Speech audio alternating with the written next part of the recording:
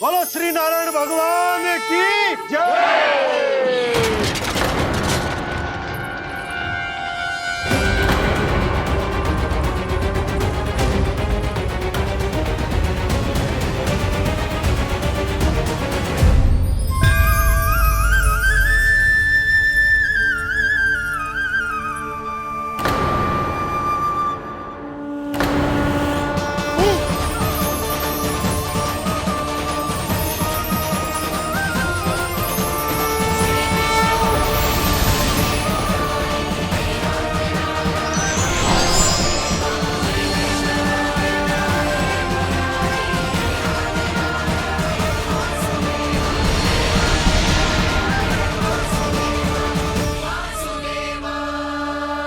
प्रभु,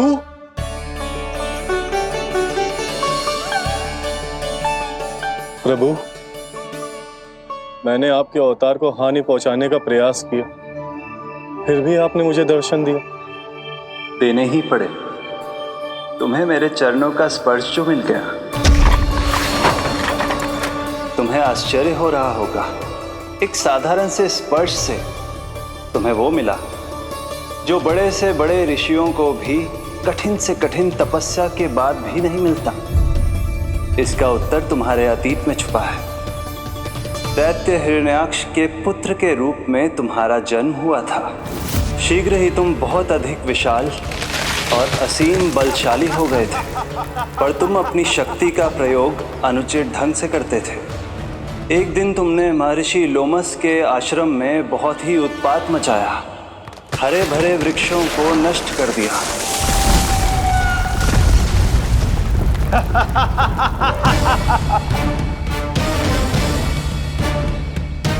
देख क्या रहे हो ऋषिवर? ये विशाल वृक्ष भी मेरे इस विराट तन के आगे कुछ भी नहीं है। जिसे स्वयं अर्जित तक नहीं किया, उस तन पर इतना अभिमान। तो सुन ले, जिनसे तेरा तन बना है, उन्हीं पंच तत्वों में इसी क्षण ये विलीन हो जाएगा। ये मेरा श्राप है तुझे, मेरा श्राप है तुझे।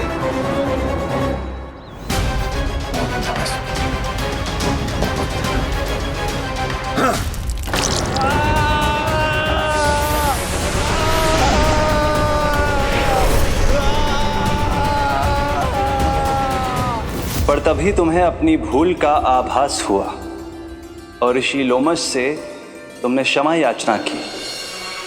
क्षमा करे ऋषिवर, क्षमा करे। मैं मूर्ख, अभिमानी हूँ, अज्ञानी हूँ, परंतु आप तो दया के सागर है। कृपा करे ऋषिवर, कृपा करे। बिना तन के मैं कैसे जीवित रह पाऊंगा? तुम जीवित भी रहोगे और अपने दैनिक कार्यों का संचालन भी कर पाओगे, किंतु सजीव प्राणियों या निर्जीव वस्तुओं की सहायता से। ऐसा जीवन तो मृत्यु के समान है ऋषिवर। इससे अच्छा है आप मुझे जीवन से मुक्ति दे दो। मुक्ति भी अवश्य मिलेगी तुम्हें, पर जब तुम परम प्रभु श्री हरि नारायण के चरणों का स्पर्श करोगे, चरणों का स्पर्श करोगे। और यही नहीं शक्तासुर, कल जब तुम मुझे खोज नहीं पा रहे थे, तब भी तुमने हार नहीं मानी। 7 प्रहर तक 7 बार मेरी और मेरे गोकुल की परिक्रमा की। इस क्रम में तुमने अनजाने में ही अपना पश्चाताप पूरा किया और पुण्य अर्जित कर लिया। इसलिए मैं तुम्हें मोक्ष प्रदान करता हूं। इसलिए मैं तुम्हें मोक्ष प्रदान करता हूं।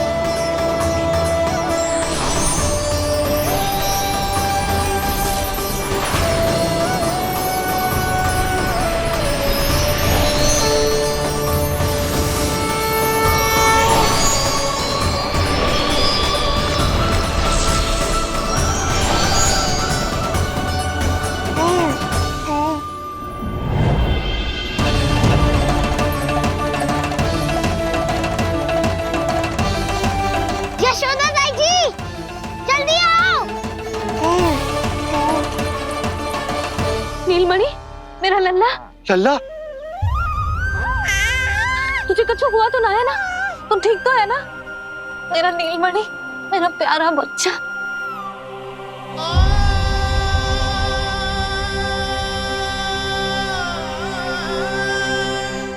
भोला, बंसी, ये सब क्या है?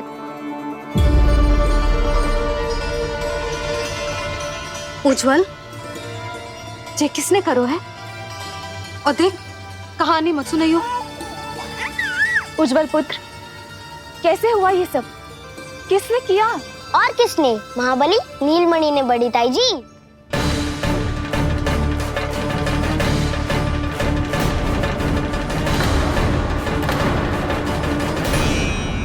जी क्या बोल रहे हो? सच्ची सच्ची बता।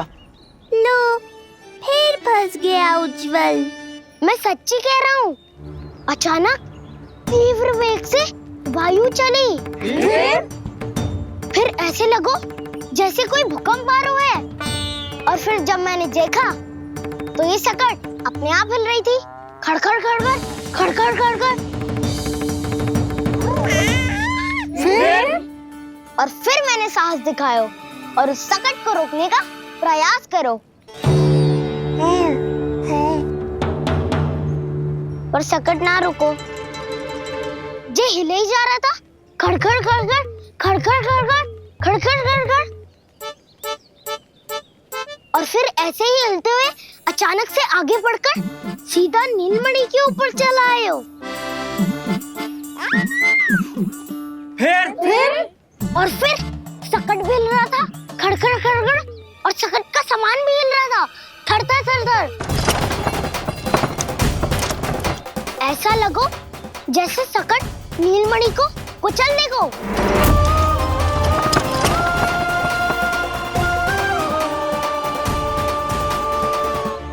पर तभी जे जाग गए हो। इसने खींचकर अपने पांव का प्रहार करो और चीख गया सकट आकाश पे।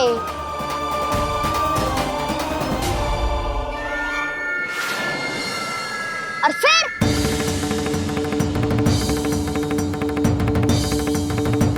धड़ाम, सब भूमि पे गिरकर चकनाचूर।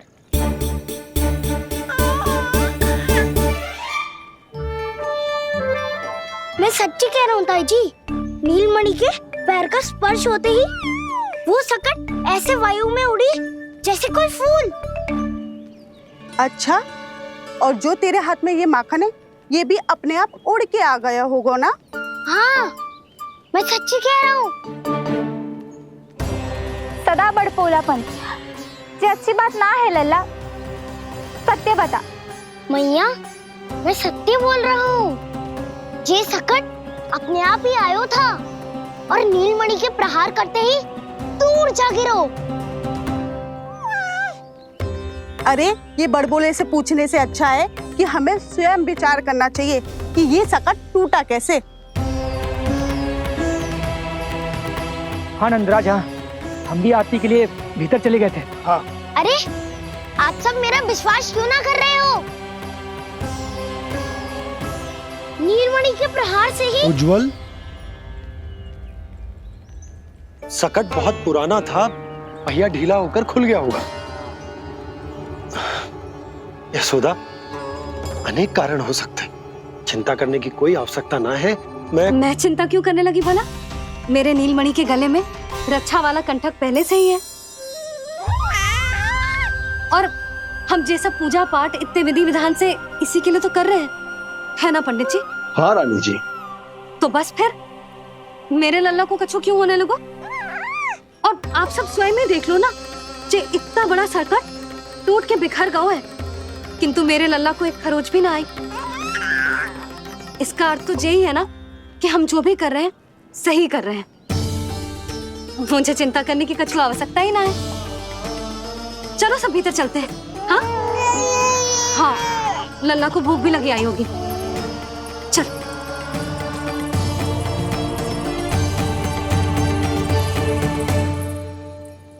नंदराज जी, अब हमें भी आज्ञा दीजिए। प्रणाम पंडित जी। ध्यान कहाँ था तुम दोनों का? और अधिक सावधान रहने की आवश्यकता थी ना? क्षमा कीजिए नंदराज।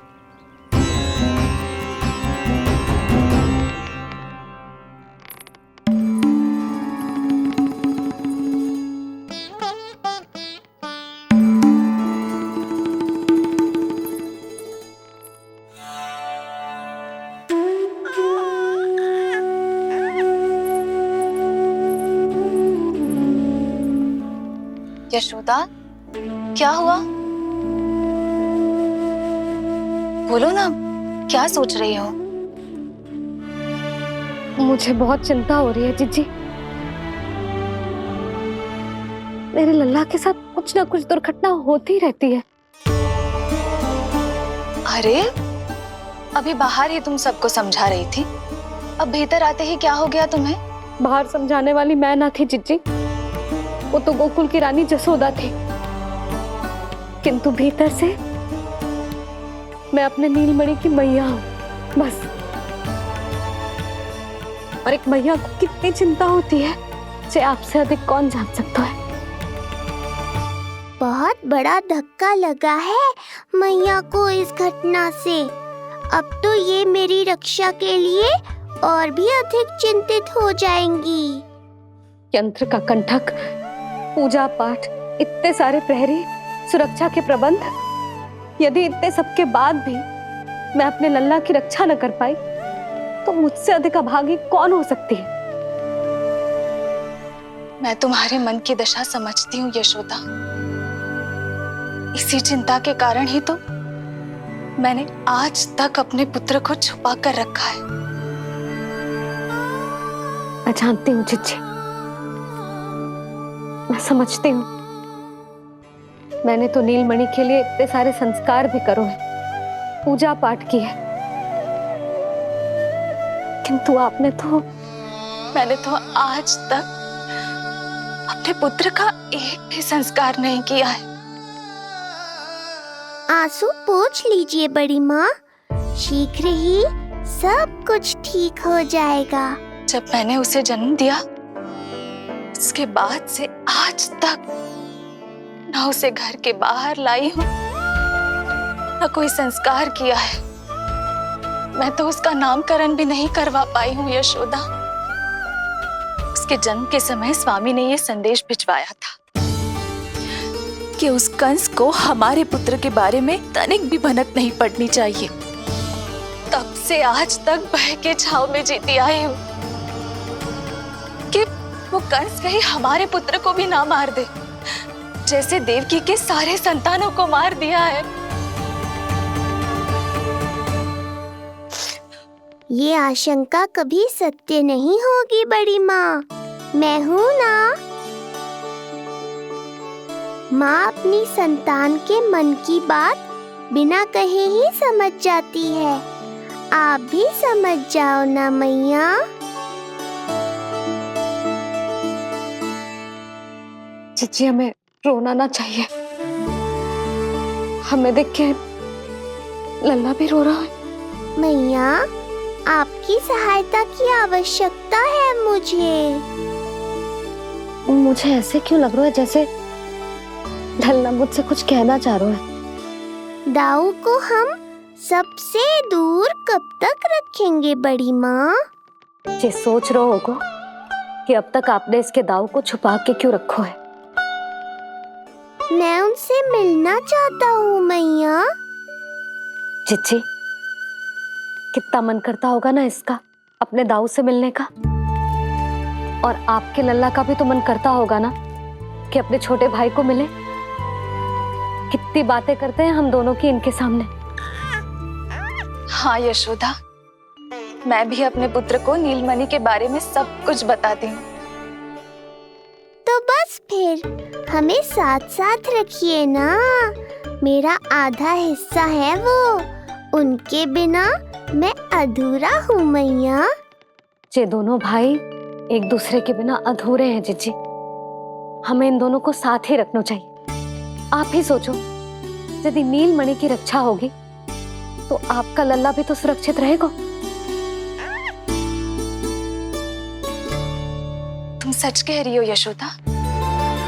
हमें इन दोनों को मिलाना चाहिए और साथ में ही रखना चाहिए, सुरक्षित।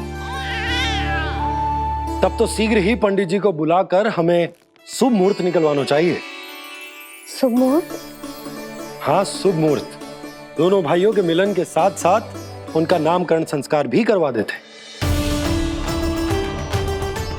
अब अपने दाऊ से मिलूंगा मैं।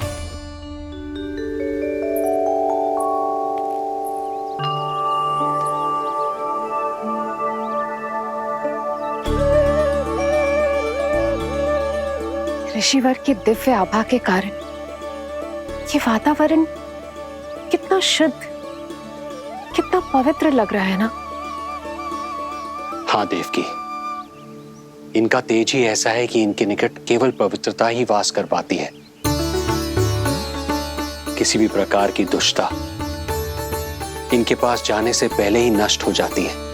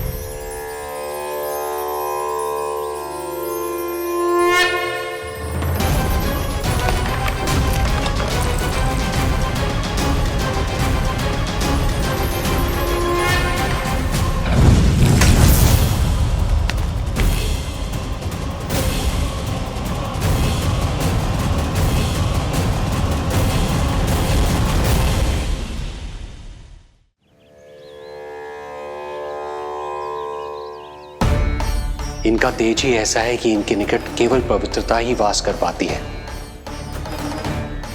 किसी भी प्रकार की दुष्टता इनके पास जाने से पहले ही नष्ट हो जाती है। यदि महर्षि की इच्छा के बिना मैंने भीतर प्रवेश किया तो कहीं ये मुझे श्राप ना दे दे। नहीं नहीं, इससे तो अच्छा है कि मैं यहीं आश्रम के बाहर रुकूं और यहीं से इन दोनों पर दृष्टि रखूं।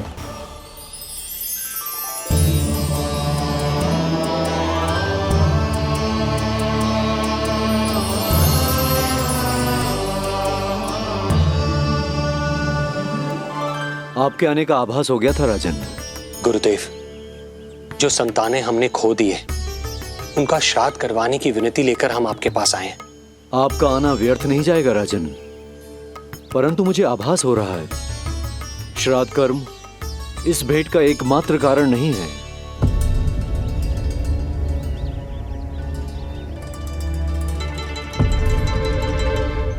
आपको उसकी या कंस की चिंता करने की कोई आवश्यकता नहीं है। निश्चिंत होकर बताइए कि आपकी इच्छा क्या है।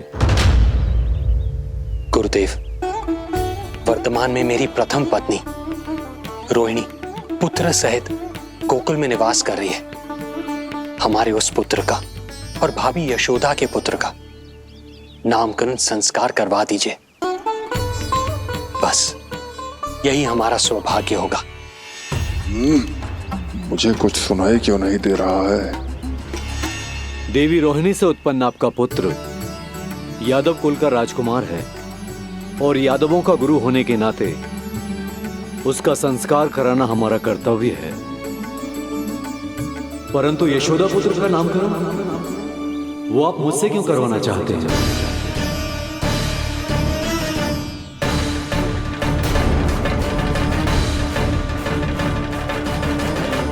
गुरुदेव, सत्य ये है कि रुक क्यों गई रानी देव की? आपके मन में जो कुछ है कहिए। ये कैसी दुविधा में फंस गया मैं। यदि मैंने गुरुदेव को यशोदा पुत्र का सत्य बताया तो कंस को भी पता चल जाएगा, और यदि नहीं बताया तो कहीं ऐसा ना हो कि ऋषिवर ही बुरा मान जाए। लगता है आप दोनों की दुविधा मेरे अनुमान से भी बहुत बड़ी है। अपनी या अपने पुत्र की कुंडली लाए हैं राजन? जी गुरुदेव, अपनी कुंडली है मेरे पास। देवकी,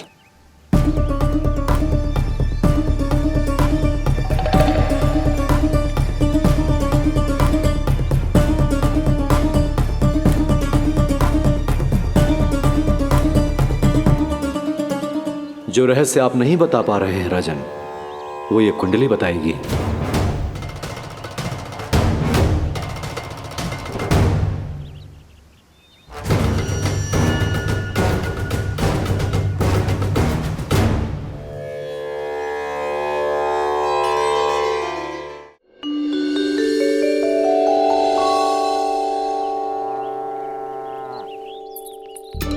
लल्ला बता कैसी है जगदा?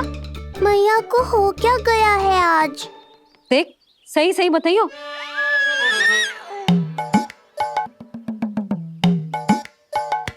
अच्छी है ना? पसंद आएगी ना उसे? हाँ? या फिर जे मोर पंख वाला मुकुट दे दूं? पहली बार मिल रहा है तू, उपहार तो देना चाहिए ना?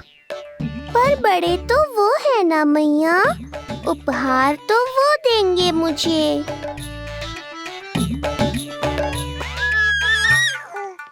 ना ना, मोर पंख वाला मुकुट तो मेरे लल्ला का है ना, जे ना दे सकते। तेरे जैसा कोई कंठा क्या चांदी वाला कड़ा दे दूं? हाँ? इस मिलन के लिए मुझसे अधिक उतावली तो मैया है।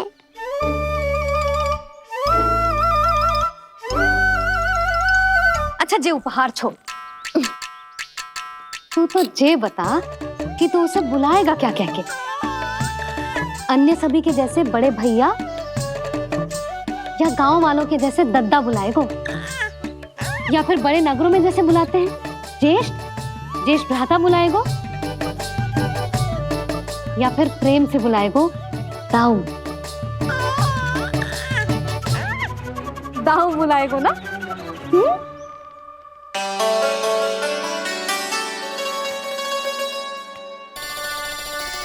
सुनो आपने, हमारे लल्ला ने निर्णय ले लियो, ये अपने भैया को दाऊ कहकर बुलाएगो।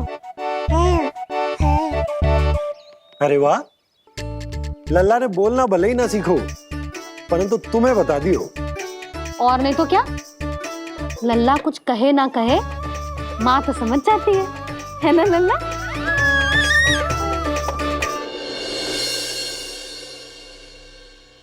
और इसने दाऊ वाली बात पे हाँ भी की है।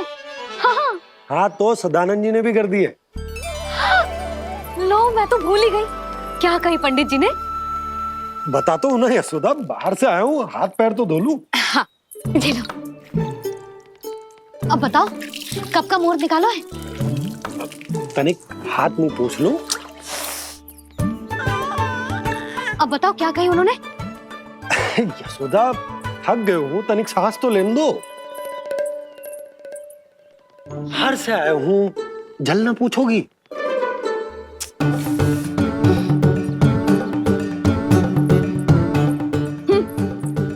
अब बता दो जी।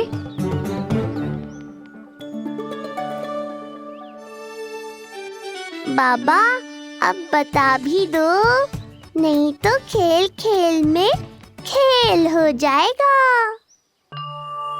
हाँ बताओ।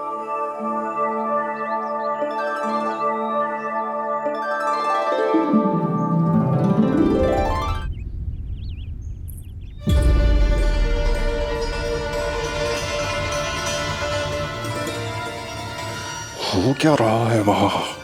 ये क्या दिया है राजकुमारी ने?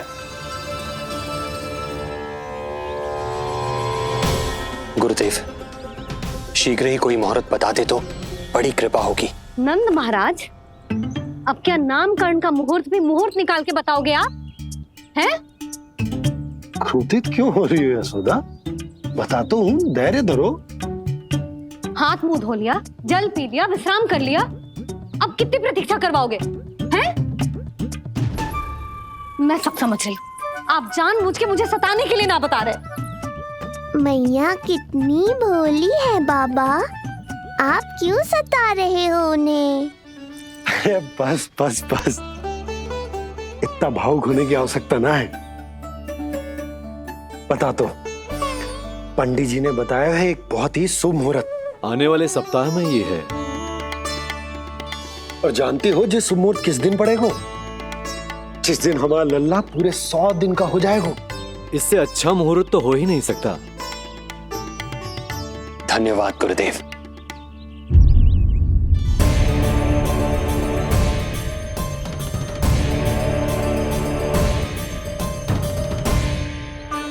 क्या हुआ गुरुदेव? कुछ समस्या है क्या? जो सत्य सारे संसार को पता है और जो संकेत ये कुंडली दे रही है, दोनों में विरोधाभास है राजन।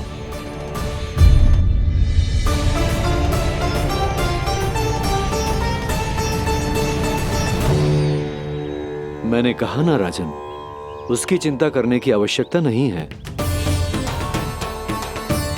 ये कुंडली मुझसे कह रही है कि आपके भाग्य में केवल पुत्र थे। आपके भाग्य में केवल पुत्र थे। तो पुत्री कैसे हुई? इस कुंडली के अनुसार आपकी दोनों पत्नियों के एक एक पुत्र जीवित हैं।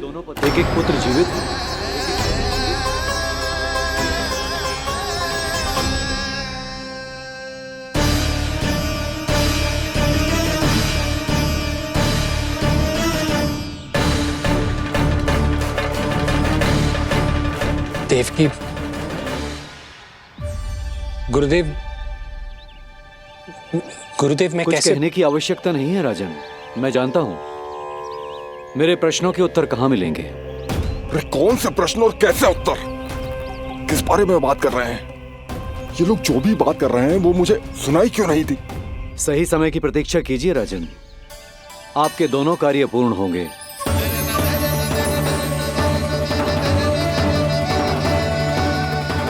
अब आप निश्चिंत होकर जाइए और प्रसन्नता मनाने की तैयारी कीजिए। आपका बहुत बहुत धन्यवाद गुरुदेव। प्रणाम।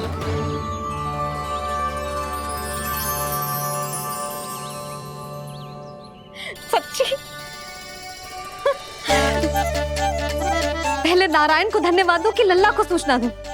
कुछ समझ में ना आ रहा। लल्ला मैं अभी आया।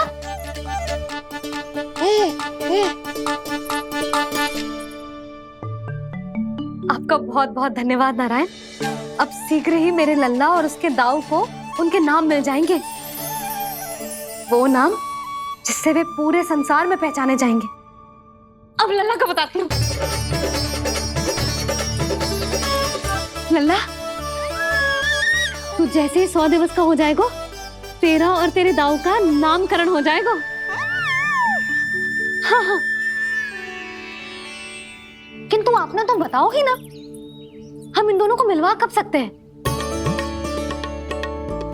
क्या देख रहे हो, बताओ तो।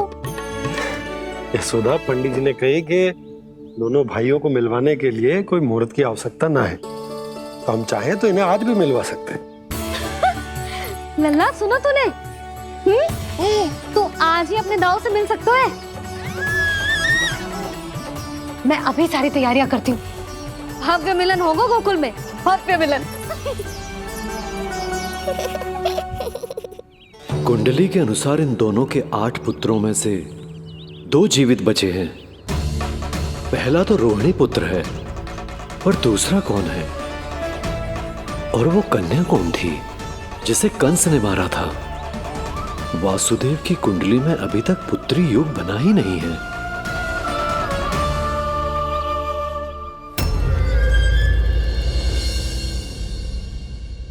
मुझको क्या मारेगा? अपनी आयु संभाल, काल तेरा अवतरित रूप है उसका।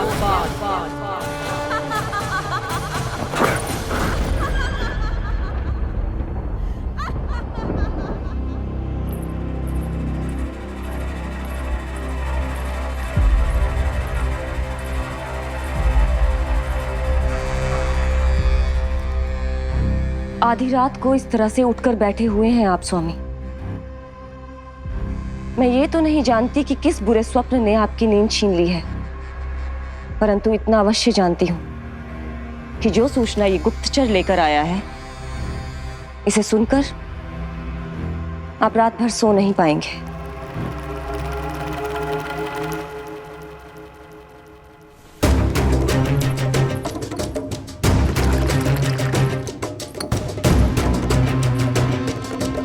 क्या सूचना है? महाराज,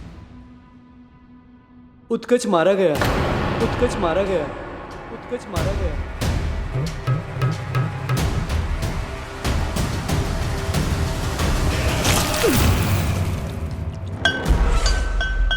सूद वूद खो गए हो क्या अपनी? जो दिखता ही नहीं उसे मारा कैसे जा सकता है? इसने स्वयं देखा था महाराज।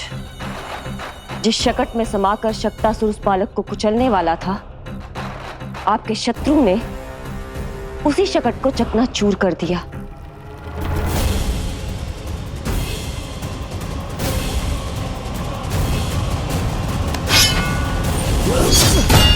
महाराज क्षमा।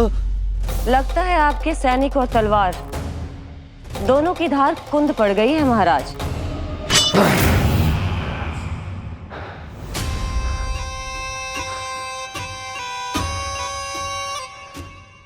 इस तलवार की धार पर अब तभी विश्वास दृढ़ होगा जब ये उस बालक के रक्त से स्नान कर लेगी।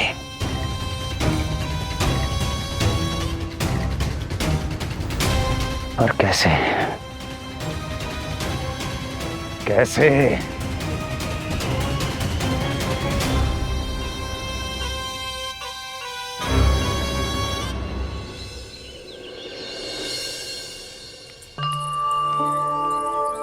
कैसी लगी तुझे दाऊ से मिलने की तैयारी?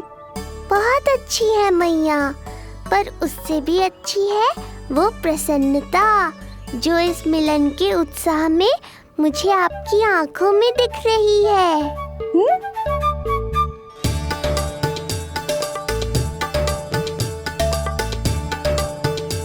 यशोदा, तुमने तो दो भाइयों के मिलन को भी त्योहार बना दिया।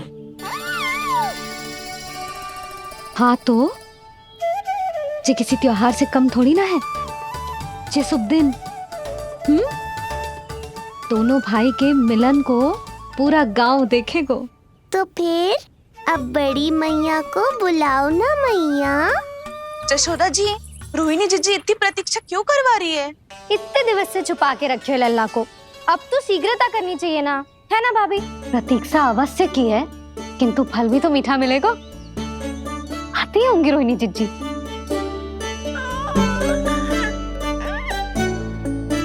जीजी, कहीं उन्होंने अपना विचार तो ना बदल दियो?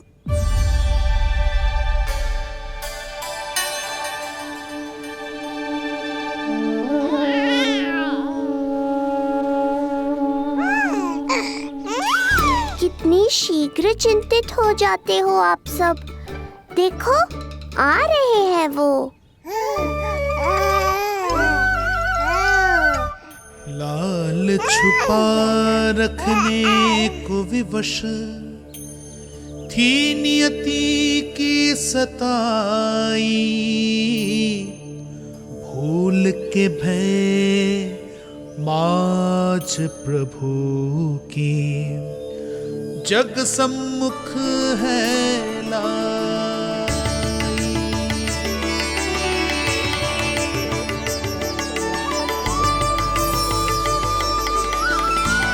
देखो तो कितनी मधुर मुस्कान है। और आंखें कैसी गंभीर और गहरी है। अरे अरे, ये तो हमारी नीलमणि की तरह सुंदर भी है। सही कह रही है तू, और कितना प्यारा भी है। और कितना बलशाली भी लग रहा है ये, है ना? तो देखो इसके। हाँ देखो, लाल लाल टमाटर की तरह। देखो तो दाऊ आए नहीं कि ये सब की सब मुझे भूल ही गई। अरे हटो सामने से, मुझे भी तो देखने दो।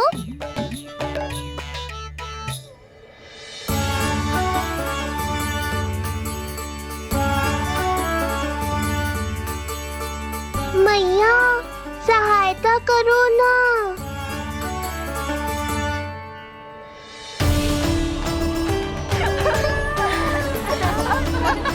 चलो हटो सब, हटो हटो हटो हटो सामने से। चलो दोनों भाइयों को एक दूसरे से मिलने तो दो।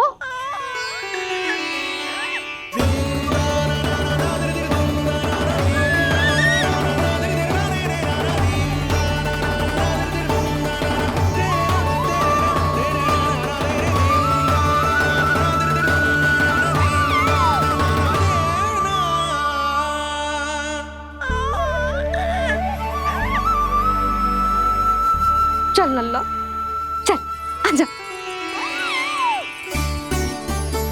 देख लल्ला, आ गए जे तेरे भैया, तेरा दाऊ। जी भर के बातें करो और निहारो एक दूसरे को। लाओ जीजी, आजा। जे रहे तेरे दाऊ। आओ जीजी।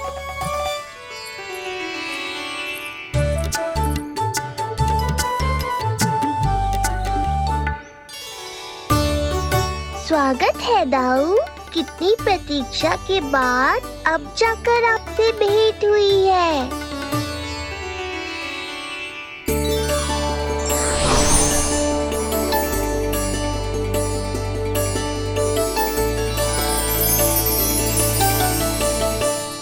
क्या हुआ दाऊ?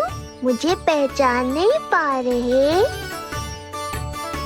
कितनी देर लगाओगे दाऊ? अब तो पहचान लो, छोटा भाई हूँ आपका।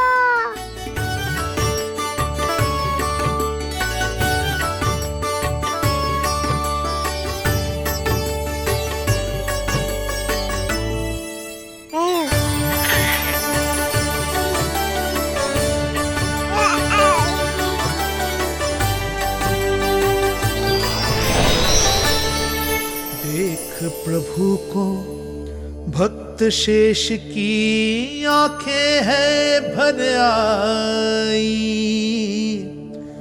भावुक हरि भी निहारे की अब मिलन की बेल आई।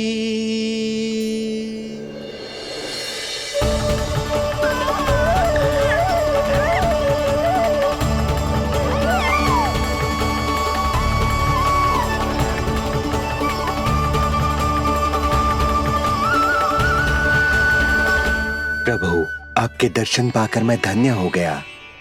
प्रभु नहीं, छोटा भाई पुकारो शेष। ये कैसे संभव है? आप नारायण हैं, मेरे प्रभु। ये जानते हुए भी मैं आपसे बड़ा कैसे बन सकता हूँ? हर दुविधा की तरह इसका भी समाधान है शेष। अब तो हम एक दूसरे से मिल भी चुके हैं। पृथ्वी पर हमारा सूत्र जुड़ चुका है, इसलिए समय के साथ तुम ये भूल जाओगे कि तुम्हारा ये भाई मेरा ही अवतार है। ये क्या कह रहे हैं प्रभु? वही जो आवश्यक है, नहीं तो तुम नीलमणि के बड़े भाई होने का कर्तव्य कैसे निभाओगे? कैसे डांटोगे मुझे? और बड़े होने के नाते मुझ पर अधिकार कैसे दिखाओगे? पर प्रभु, पर किंतु परंतु ये सब भूल जाओ शेष। आज से, इसी क्षण से मैं हूं तुम्हारा छोटा भाई और तुम मेरे ताऊ। मैं हूं तुम्हारा छोटा भाई और तुम मेरे ताऊ। नारायण नारायण दाऊ। दोनों इतने सुंदर लग रहे हैं, मेरी तो दृष्टि भी ना हट रही इससे।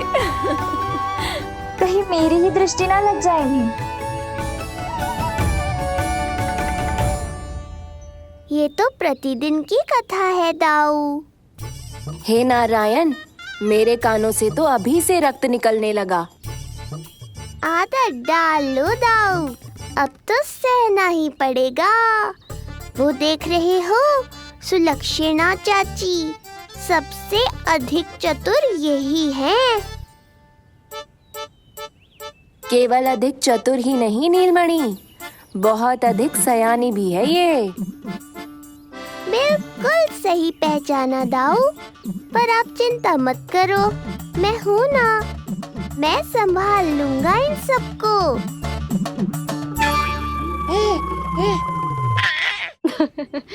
देखो तो जिज्जी, इन दोनों की दृष्टि एक दूसरे से ऐसी चिपक गई है कि अब हटने का नाम ही ना ले रही। जे सूचक है उस प्रेम के बंधन का, जिसमें जे दोनों भाई आज के बाद सदा के लिए बंध जाएंगे।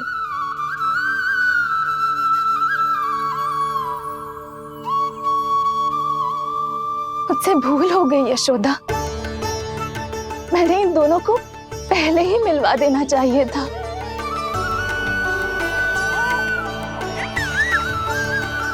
मैं कहती थी ना आपसे।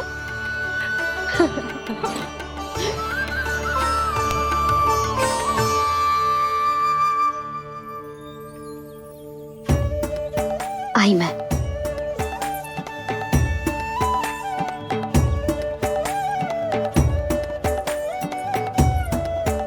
क्या सोच रहे हो ऐसे खड़े खड़े?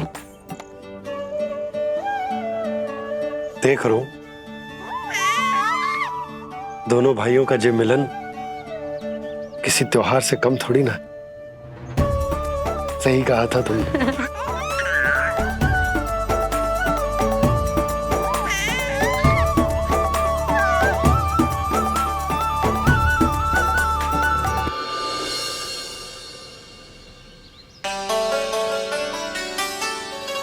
सुना ना तूने जो गोपिया क्या कह रही थी कि नीलमणि का दाऊ कितना बलशाली है। इसका तो यही अर्थ हुआ ना कि नीलमणि अपने दाऊ जितना बलशाली ना है। अब समझा मैया कि आज मुझसे इतना व्यायाम क्यों करवाया जा रहा है। पर मुझे पता है मेरा नीलमणि सबसे अधिक बलशाली है। हाँ। उज्जवल ने कही थी ना, नीलमणि ने यूं उड़ा दिया था काले कौवे को मथुरा की ओर। और उज्जवल ने तो ये भी कही थी कि नीलमणि ने अपने पांव से सकट पे प्रहार भी किया था। कैसे किया था प्रहार? ऐसे किया था। लग गई मैया को। कैसे किया था? फिर से बता कैसे किया था?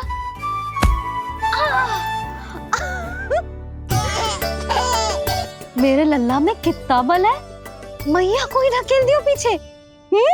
अच्छा ही है कि आप उज्जवल के कहे को गंभीरता से नहीं ले रही, नहीं तो आपका ये रूप मैं कैसे देख पाता मैया।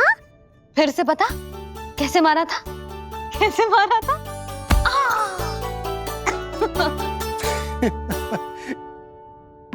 लल्ला तू बड़े के जैसे कब से हंसने लगो?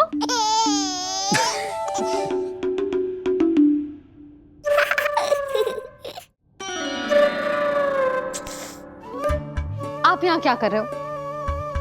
छुप छुप के मैया और लल्ला को खेलते हुए देखने के अतिरिक्त और कोई कार्य ना है आपके पास? कार्य तो है, पर यह अधिकार भी है कि मैं अपनी बड़ी सी पत्नी को अपने छोटे से लल्ला के साथ छोटे बालकों की तरह व्यवहार करते हुए देखूं। अब देख लियो ना, अब जाओ अपना कार्य करो। कार्य तो कर लूंगा, परंतु मेरा पेट मुझसे कह रहा है कि इसे भूख लगी। भूख लग गई? भोजन का समय होगा। अभी लगाती हूँ भोजन।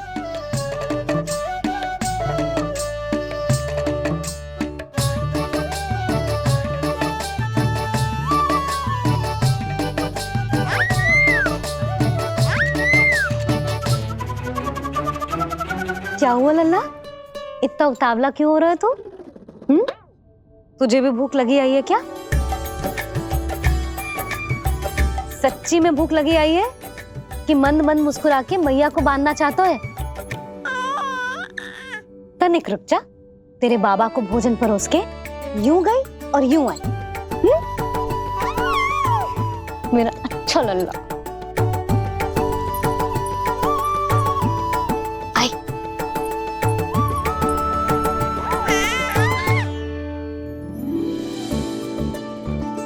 आज केवल रोटी है खाने में?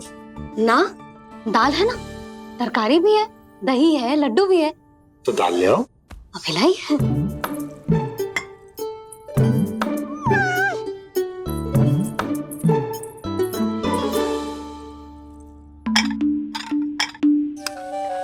अवश्य भूख ही लगी होगी उसे। यशोदा, दही नहीं दाल। क्षमा करना, भूल हो गई।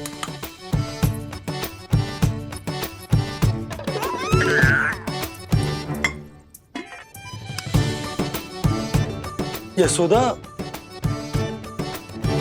दाल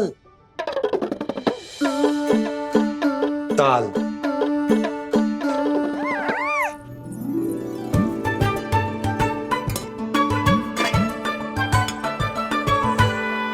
अब ऐसे क्या देख रहे हो? बोला ना भूल हो गई। सब मिला के खा लो, पेट में तो मिलना ही है। थोड़े चावल मिलेंगे? हाँ मिलेंगे, अवश्य मिलेंगे।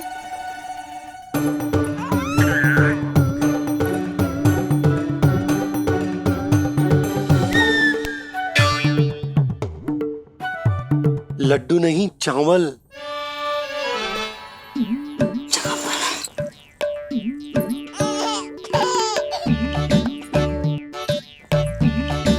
हंस क्या रहे हो जी?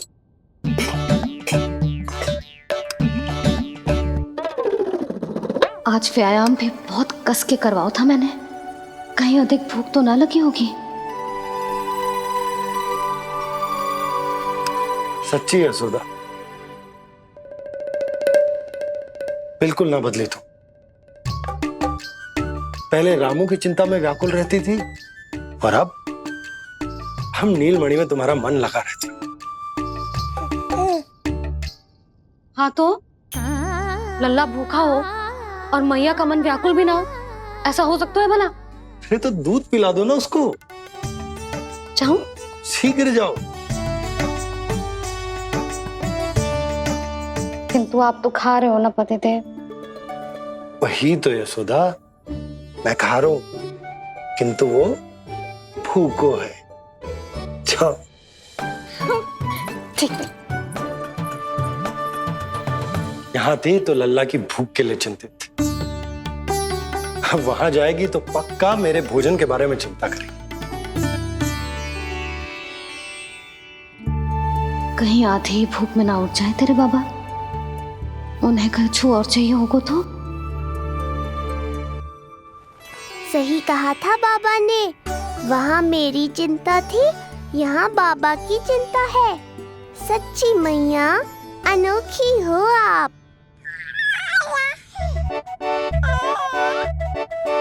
अरे इतने से पेट भर गया तेरा? ना, ये वाली मुस्कुराहट तो मत ही दिखा मुझे। इतनी शीघ्र तेरा पेट भर ही ना सकता।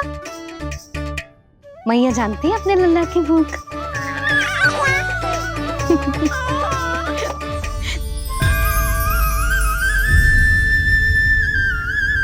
ये क्या है लल्ला? ये क्या था तेरे मुंह में, दिखा। ओहो, मैं तो भूल ही गया था कि मेरे भीतर ही तो सारी सृष्टि समाई हुई है। मैया ने उसकी झलक देख ली, अब क्या होगा?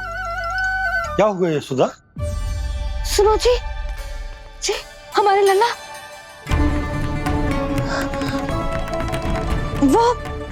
वो इसके मुंह में। क्या?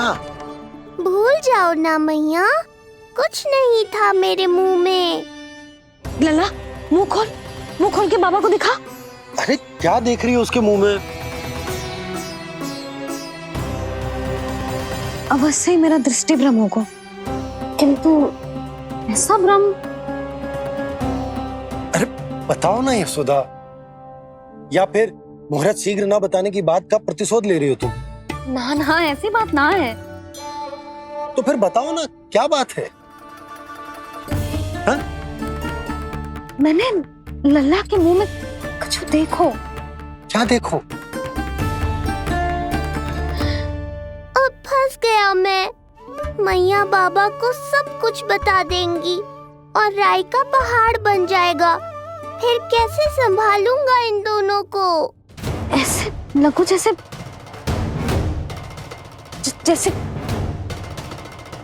पूरा का पूरा ब्रह्मांड। ब्रह्मांड लल्ला के मुंह में।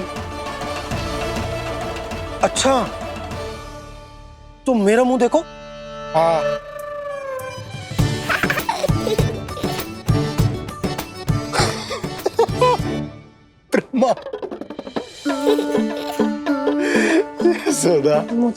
मुझे पता था आप मेरा उपहास उड़ाओगे। अरे नहीं, तुम देखो तो सही।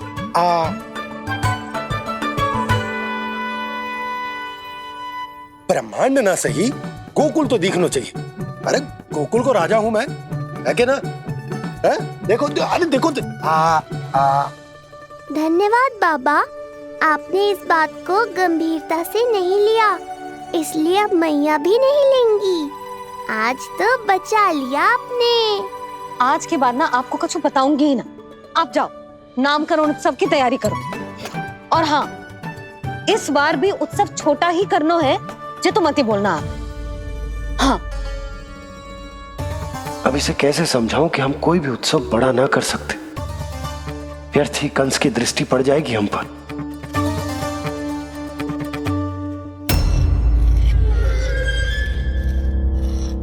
लगता है आपके सैनिक और तलवार दोनों की धार कुंद पड़ गई है महाराज।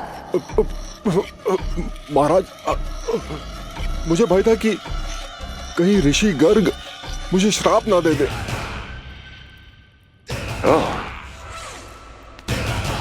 तो श्राप से भयभीत हो गए दुर्जन, किंतु कंस तो कोई श्राप नहीं देता, सीधा मृत्यु देता है। ऐसा न करे महाराज, दया करे, दया निदान। यदि मैं उनकी इच्छा के विरुद्ध भीतर जाने की कोशिश करता तो जितनी सूचना मुझे मिली है उतनी भी नहीं ला पाता। तब आपको कैसे पता चलता महाराज कि आपकी बहन और बहनोई मात्र अपनी मृत संतानों के श्राद्ध के लिए बाहर नहीं गए थे?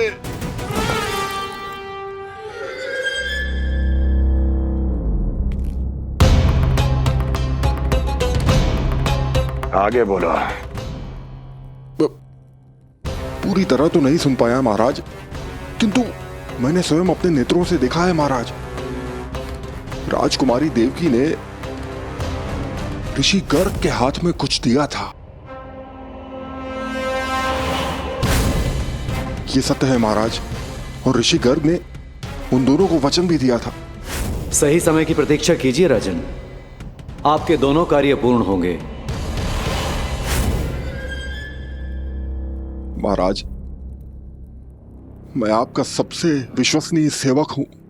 आपके हर आदेश का पालन करना मेरा अधिकार है, और मैंने अपने अधिकारों का पालन किया भी है महाराज।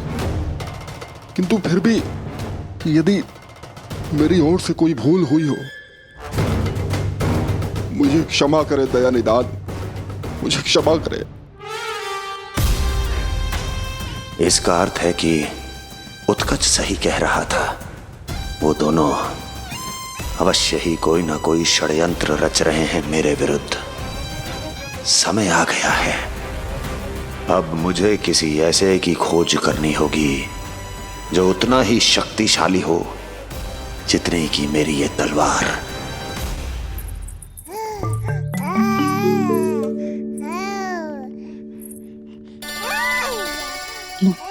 आप ही से पुकारने लगो जी, अभी तो आई हूँ रसोई में।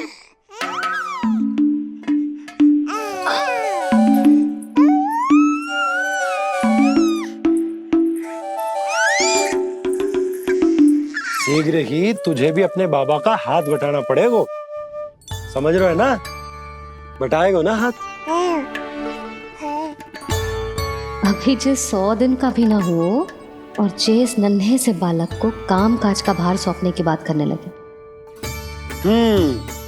काम का नाम सुनते ही मुख से स्वर ना निकल रहे तेरे?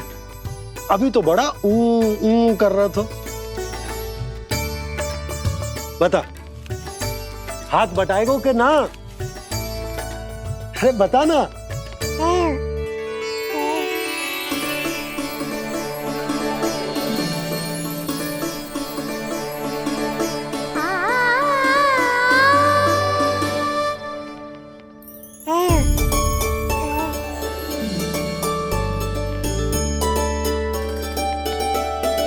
कल तू पूरा 100 दिन को हो जाएगा लल्ला। पंडित जी आएंगे, तुझे नया नाम मिलेगा। देखो तो मन में तो इनके भी कितना उत्साह भरो है, बस दृष्टि में मैं ही आती हूँ। और कल तुझे वो नाम मिलेगा लल्ला जिससे पूरा संसार तुझे पहचानेगा।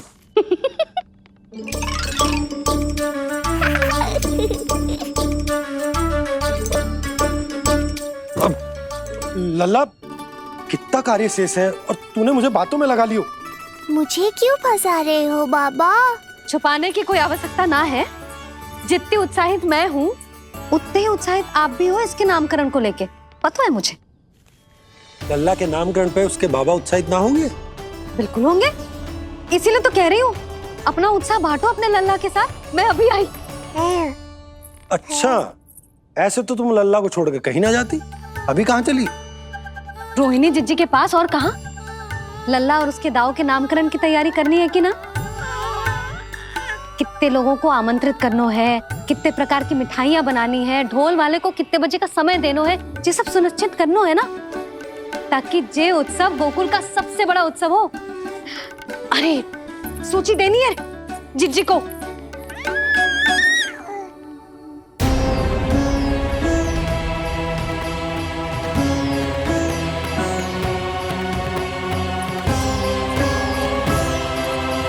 सबकी कोई आवश्यकता ना है।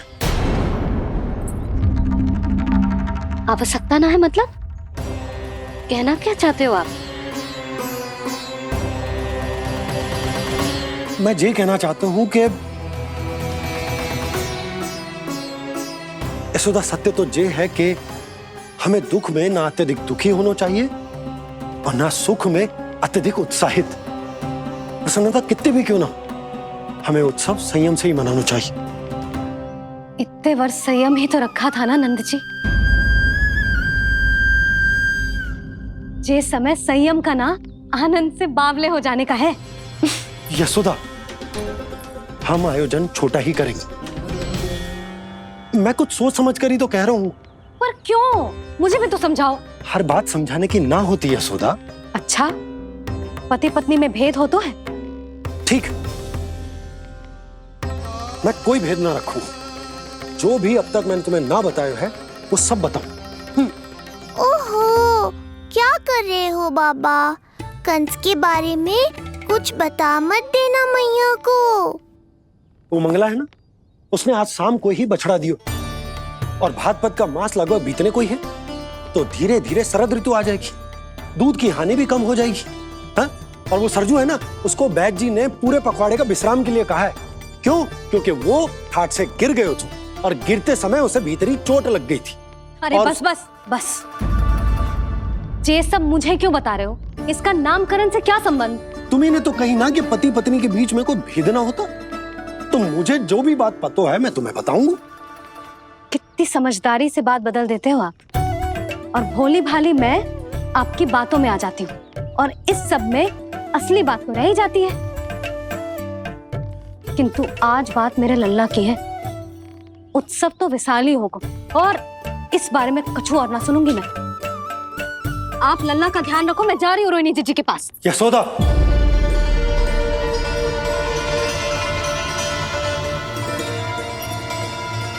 बात केवल सुनने की ना होती, उसे समझना भी पड़ता है।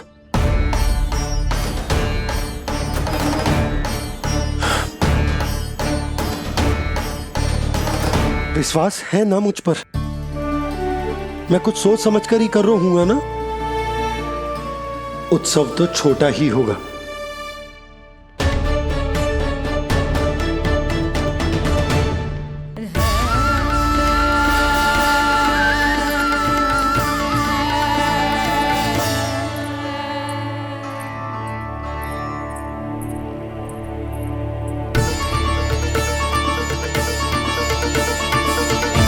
क्षमा करना लल्ला, तेरी मैया को डांटना पड़ गया। आपको मेरी सुरक्षा की चिंता है बाबा, समझता हूँ मैं, इसलिए आपने ये निर्णय लिया है। समझ में नहीं आता, कब कौन सा निर्णय क्यों लेते हैं आप? यदि कंस को समझना इतना आसान होता तो कंस नहीं होता। ये नया सिंहासन उसके लिए है जो मेरा विश्वास पात्र बनेगा। मेरे दाहिने हाथ की तरह मेरे मन के सबसे निकट होगा वो। मंत्री परिषद में विशेष स्थान की प्राप्ति होगी। मेरे बाद पूरे राज्य के लिए उसी का वचन होगा। शासन किंतु ये अधिकार केवल उसे प्राप्त होगा जो मेरी परीक्षा में उत्तीर्ण होगा। मेरा सबसे महत्वपूर्ण कार्य करेगा वो। इसलिए जाओ, कह दो सभी बाहुबलियों को, महाबलियों को, दैत्यों को, दानवों को, प्रेतों को, पिशाचों को, सभी को ये सूचना दे दो ना ना ना ना, सूचना नहीं, चुनौती दो कि यदि साहस है तो आए, मेरी परीक्षा में उत्तीर्ण हो और इस सिंहासन पर बैठने का अधिकार प्राप्त कर ले। जाओ। और हां, ये अवश्य कहना कि केवल वही आए जिनके हृदय में साहस का ज्वालामुखी धधकता हो, जिनकी तलवारें पर्वतों का सीना चीरने को व्याकुल हो, जिनकी संकल्प शक्ति इतनी दृढ़ हो कि मृत्यु से टक्कर ले लें। कायर नहीं चाहिए मुझे। जाओ। महाराज, आप जिसे भी ये विशेष पद देंगे, भविष्य में यदि वही हमारे शीश पर बैठ गया तो क्या करेंगे आप? पहले ऐसा कोई योद्धा सामने तो आए अस्ति, जो उस विष्णु के अवतार का संहार कर सके।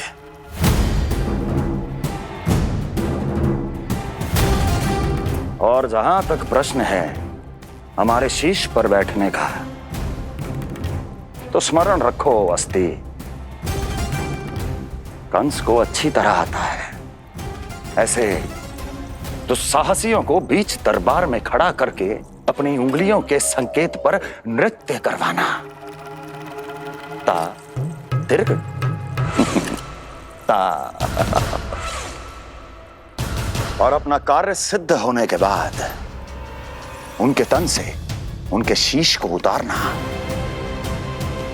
कंस को भली भांति आता है।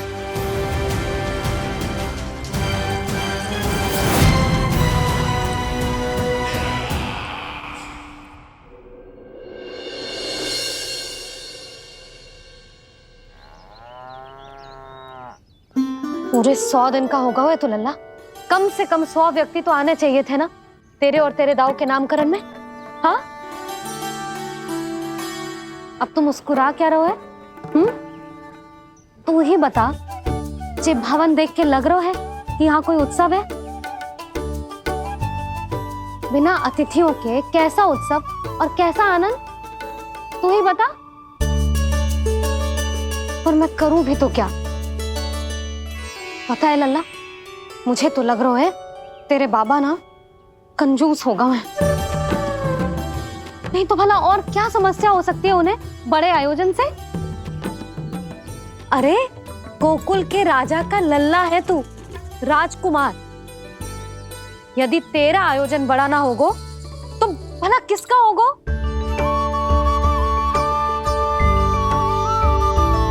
मेरी भूल है, मैं भोली हूं, इसीलिए व्यर्थ में तेरे बाबा की बातों में आ गई। मैं भोली हूं ना, व्यर्थ में उनका कहा मान गई। किंतु अब ना मैं कोई मांग रखूंगी, ना मैं उनसे बात करूंगी। और कहे देती हूँ लल्ला, सावधान जो इस बार तू बीच में आया तो। हाँ नहीं तो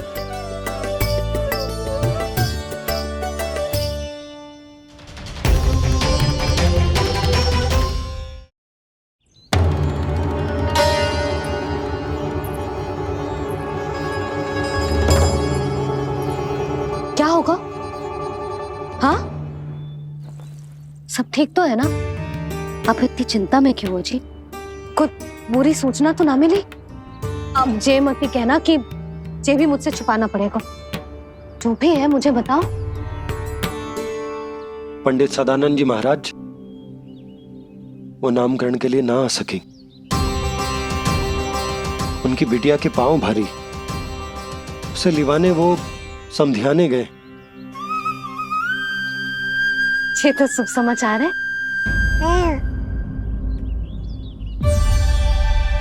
किंतु मेरे लल्ला का नामकरण अब वो सही मुहूर्त पे कैसे होगा?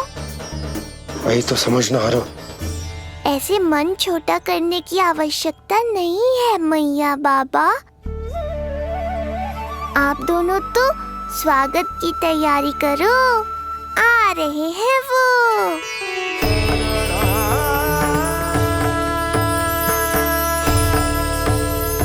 लो, आ गए वो जिनकी मुझे प्रतीक्षा थी। आप दोनों व्यर्थ ही चिंता कर रहे थे।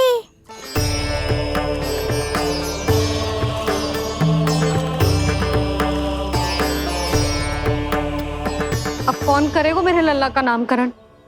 ऋषि गर्ग,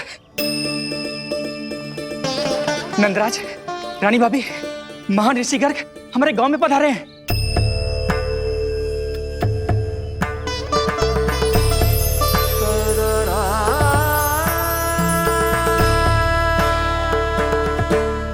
ऋषि गर्ग गोकुल में? हाँ नंदराज, और कह रहे थे उन्हें यादव राज वासुदेव जी ने भेजो है रानी जी के पास। अरे तो तुम लोग खड़े खड़े क्या देख रहे हो? जाओ उनके सत्कार की तैयारी करो। जी यशोदा, उनके स्वागत की तैयारी करो। सुनो जी, वो तो यादवों के कुलगुरु है ना, रोहिणी जीजी के यहाँ हैं, हमारे यहाँ आएंगे। आप देखती जाओ मैया, वो सीधे हमारे घर ही आएंगे।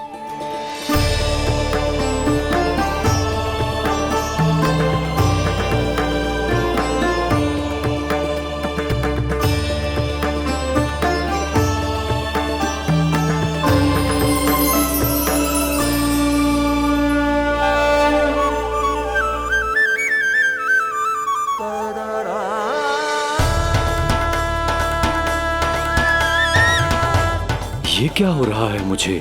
मैं उस भवन की ओर क्यों बढ़ा जा रहा हूँ? क्योंकि आपके यहाँ आने से ही मेरी मैया बाबा की चिंता समाप्त होगी ऋषिवर। ये बात तो मैं न जानता, परंतु मुझे जाकर उनको स्वागत करना चाहिए।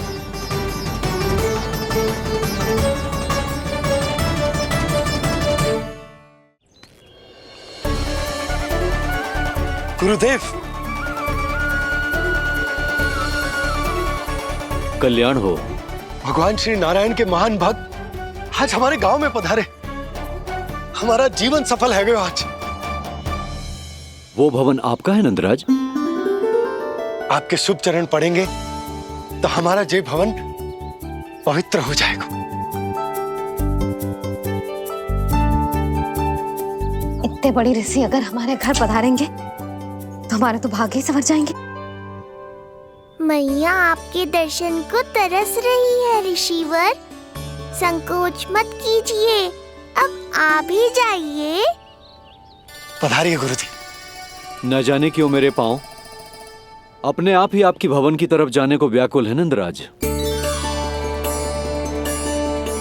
पधारिए गुरुदेव, आइए।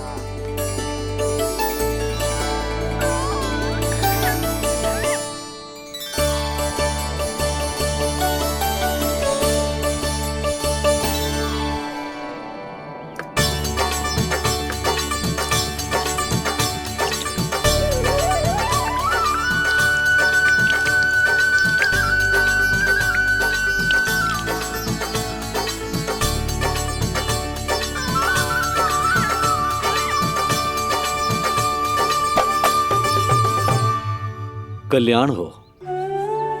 पधारिए।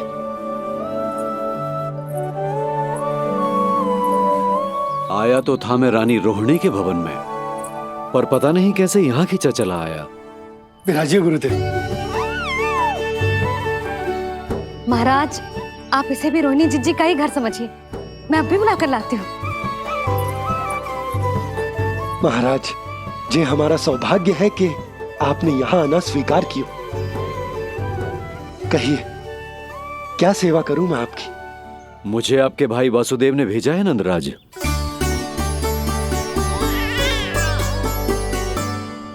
प्रणाम गुरुदेव। स्वामी जी ने आपसे इतनी दूर आने का आग्रह किया है, अवश्य ही कोई बड़ा कारण होगा। कारण तो है, आपके पुत्र का नामकरण करने आया हूं मैं यहाँ।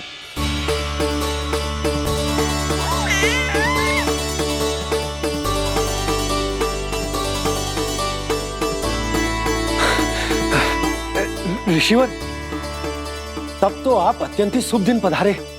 आज का ही मुहूर्त निकलो है भाभी के लल्ला और हमारे लल्ला के नामकरण के लिए। परंतु पंडित जी गांव से बाहर हैं, इसीलिए आप। अब तो आप यहाँ आ गए हो, आप हमारे भी लल्ला का नामकरण कर दो ना। पुत्री, ये क्या कह रही हो तुम? विनती कर रही हूँ, और मेरी जे आग्रह अस्वीकार मत ही करो। आप दोनों भाइयों का नामकरण एक साथ हो जाएगा।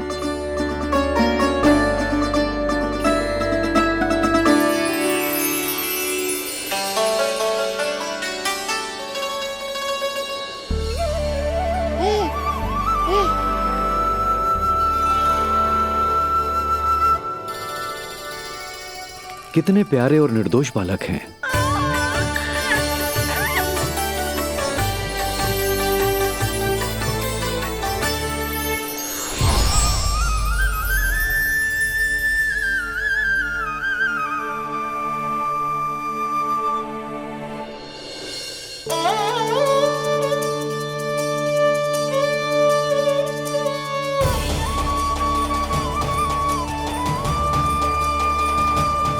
इन दोनों को देखकर गुरुदेव की आंखों में आंसू क्यों आ गए?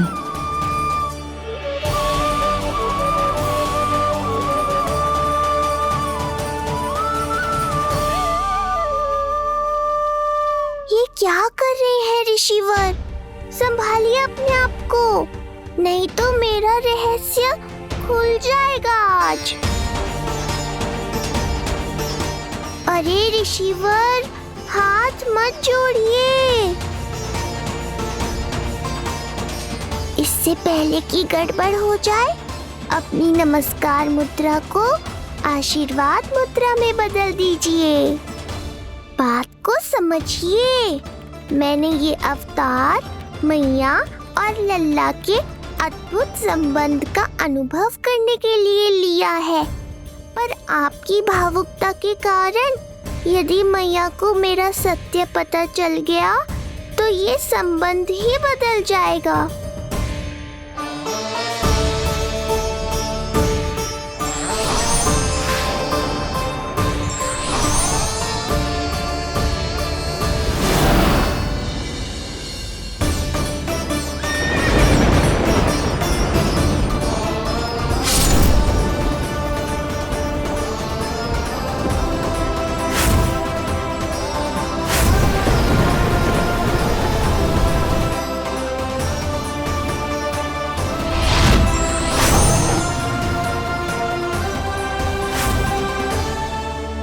अब आप सब कुछ जान चुके हैं ऋषिवर, इसलिए अब मेरे सामने हाथ जोड़कर मेरे सत्य को उजागर मत कीजिए। अपने शिष्य वसुदेव के पुत्र के रूप में मुझे आशीर्वाद दीजिए।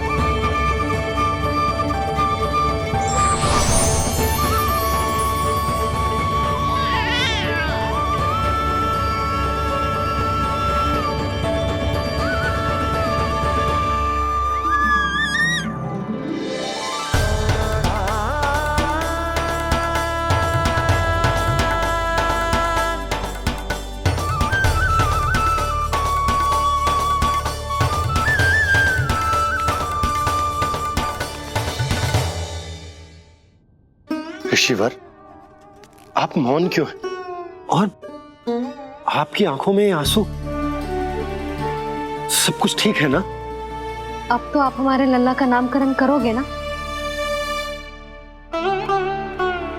इन दोनों का नामकरण करना मेरा सौभाग्य होगा पुत्री।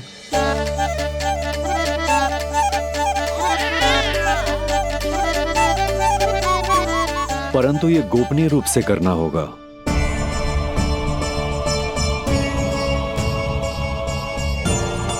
अवश्य ही स्वामी का आग्रह होगा, ताकि कंस की बुरी दृष्टि हमारे पुत्र पर ना पड़े। ये तो बहुत महान ऋषि हैं, इन्हें कंस के अत्याचारों के बारे में अवश्य पता होगा। अपनी संतान का नामकरण संस्कार करना एक मां के लिए उत्सव से कम नहीं होता है, पर यह छुपकर करना होगा। आप दोनों को स्वीकार तो है ना? जैसी आपकी आज्ञा गुरुदेव। स्वीकार है गुरुदेव। तो फिर कहाँ करना है हमें नामकरण का प्रबंध? गुरुदेव, मंदिर सही रहेगा? उससे पवित्र स्थान तो हो ही नहीं सकता है। ऋषिवर, आप तनिक विश्राम कीजिए, हम लोग प्रबंध करते हैं। मैं कुछ समय इन बालकों के साथ व्यतीत करना चाहूंगा। ये तो इनका सौभाग्य होगा। हमें आज्ञा दीजिए।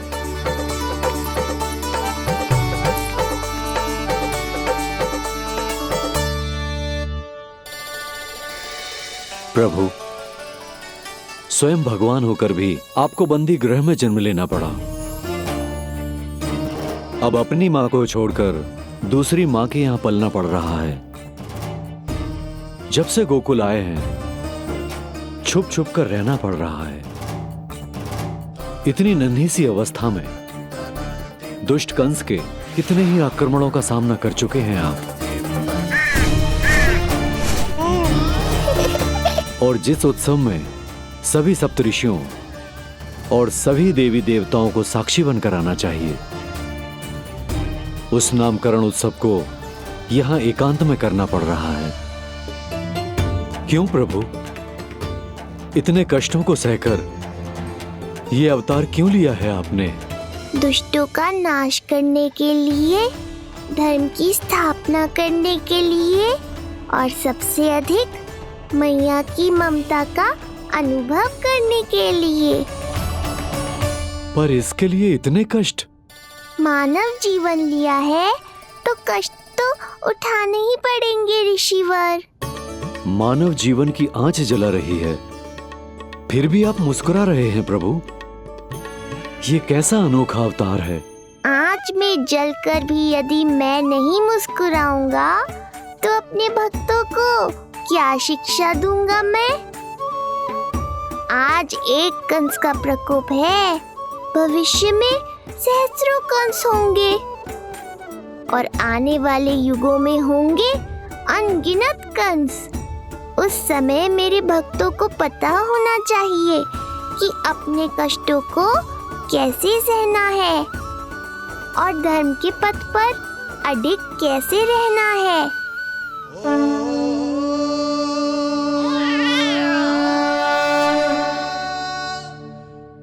आप धन्य हैं प्रभु। देखा अस्ति, जब सिंह दहाड़ता है तो वन के सभी जीव जंतु इकट्ठे हो ही जाते हैं। वो सब जो मेरा विश्वास पात्र होने का अधिकार और ये सिंहासन पाना चाहते हैं, सामने आए। बुद्धि के बिना बल अपंग होता है महाराज, और मेरे पास बुद्धि और बल दोनों हैं। आप केवल आदेश दीजिए किसका संहार करना है।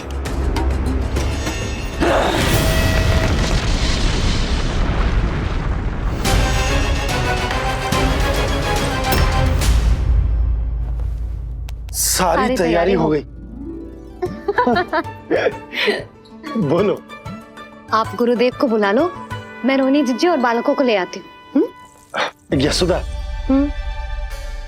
तुम रुष्ट तो ना हो ना मुझसे?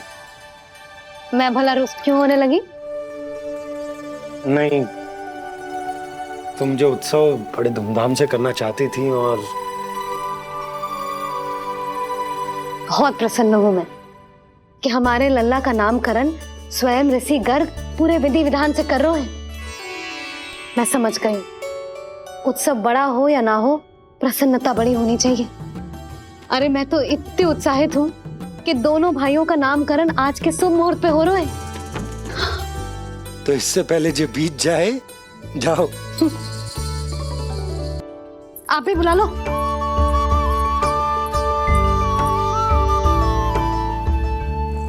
यहाँ सब के सब एक से बढ़कर एक है, तो फिर अपने कार्य के लिए किसका चुनाव सबसे पहले करूं?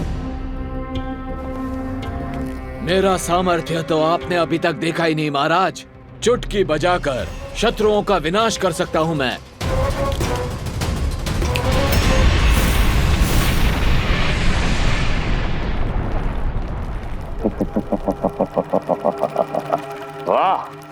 किंतु आपने तो बताया ही नहीं कि करना क्या है।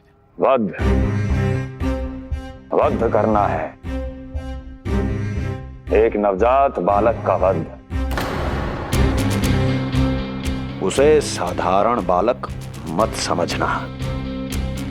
गोकुल में नंद के घर पल रहा वो बालक विष्णु का अवतार है।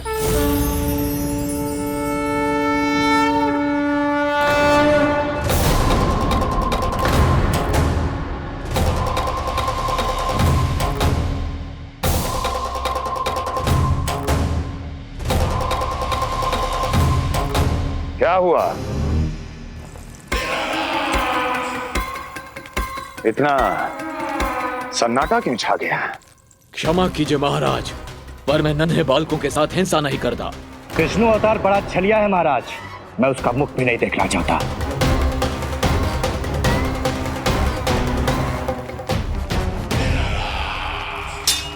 गाने दो इन्हें। वैसे भी इस सिंहासन के लिए मुझे कायरों की कोई आवश्यकता नहीं। जाने दो।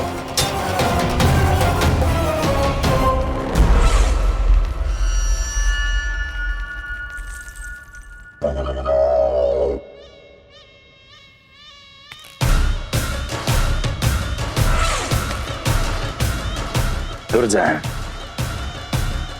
क्या कहा था मैंने कहा था केवल वही आए जिनके हृदय में साहस का ज्वालामुखी धधकता हो, जिनकी तलवारें पर्वतों का सीना चीरने के लिए व्याकुल हो, जिनकी संकल्प शक्ति इतनी दृढ़ हो कि वो मृत्यु से टक्कर ले जाएं। वही होगा इस सिंहासन का असली अधिकारी।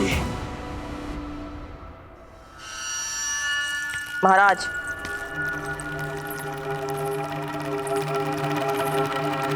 ना तो आपके दिए इस सम्मान का कोई मूल्य रह गया है और ना ही आपके भय का।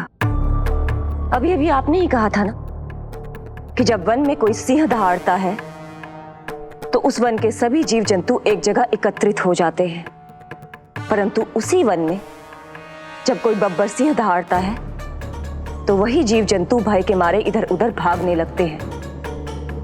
निश्चित ही वो बालक इन सब के लिए बब्बर सिंह बन चुका है।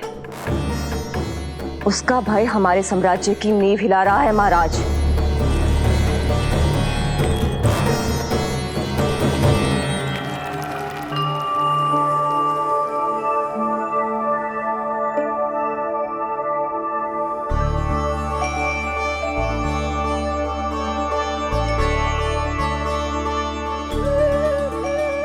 हे नारायण, मेरा मार्गदर्शन कीजिए। हे मां सरस्वती, मुझे आशीर्वाद दीजिए ताकि मैं दोनों बालकों के लिए सर्वोत्तम नामों का चुनाव कर पाऊं।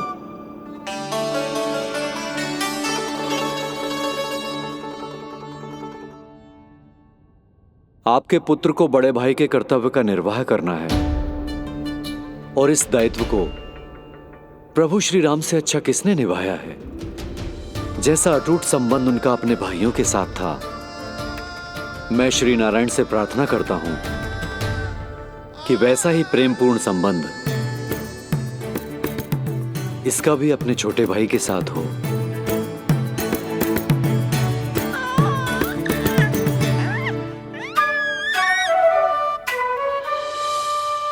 इसीलिए इसका नाम राम हो। इसीलिए इसका नाम राम, इसीलिए इसका नाम राम।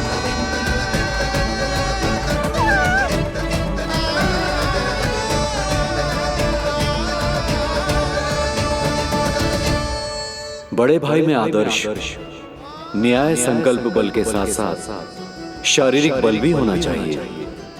मैं देख पा रहा हूं ये बालक इन सब बलों के लिए जाना जाएगा। इसलिए जो नाम इसके व्यक्तित्व के लिए सबसे उचित है वो है बलराम। बलराम, बलराम।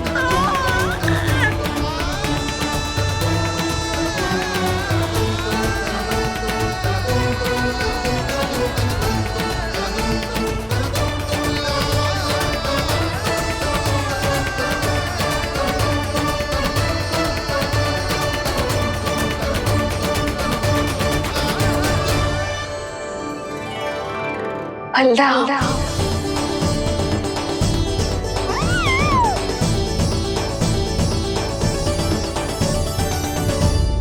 तो फिर उसका नाम बल राम रखना। कैसा अद्भुत संयोग है रिसीवर। जब इसके जन्म की सूचना देने मैं वसुदेव भैया के पास मथुरा गया था, तब उन्होंने भी यही नाम रखा था, बलराम। ये संयोग नहीं, नारायण की इच्छा है नंदराज। बलराम से अधिक उपयुक्त नाम इस बलराम के लिए कुछ और हो ही नहीं सकता है। पर मैं तो दाऊ कहकर ही बुलाऊंगा इन्हें, बलदाऊ।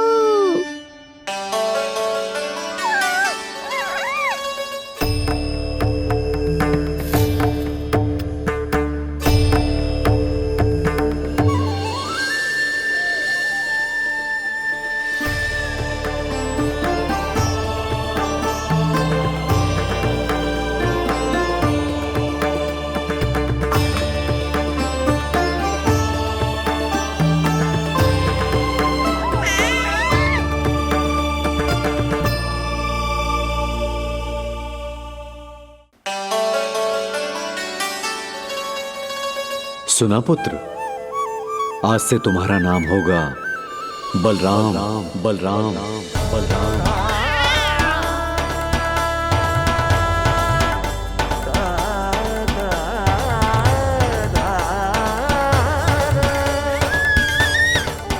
गुरुदेव, कितना अद्भुत नाम दिया है आपने इसे।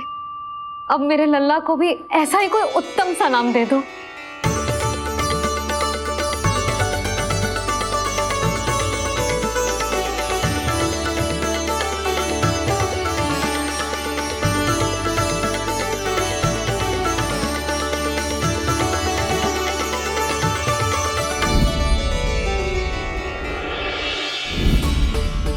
ये कठिन दायित्व आपने ही मुझे सौंपा है प्रभु। इसे निभाने की क्षमता भी आप ही दीजिए।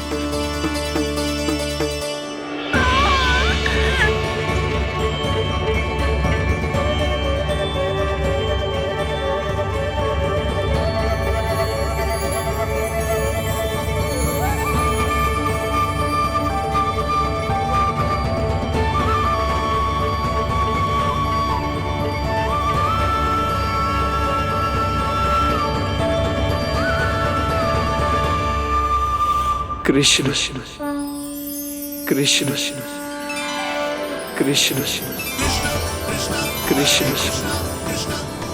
कृष्ण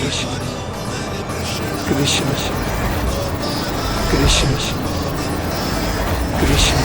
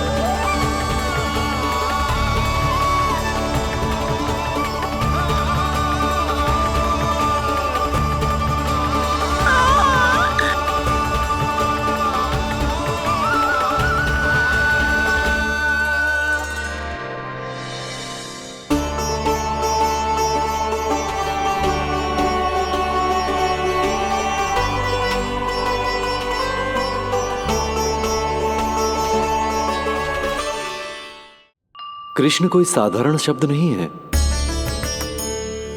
ये अनेक विशेषताओं से भरा हुआ है। क बना है कमलकांत से, अर्थात वो जो श्रीपति विष्णु जैसा हो।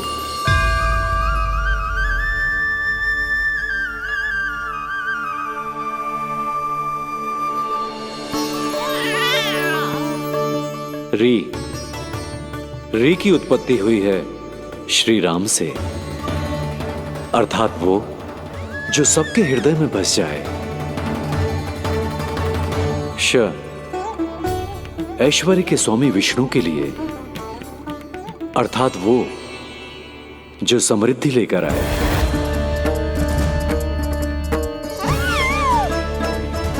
और ना है नरसिंह के लिए, अर्थात वो जो रक्षा करे। और अंत में आकार की मात्रा सूचक है अग्निदेव का, अर्थात वो जो स्वयं तप कर सबको पवित्र कर दे।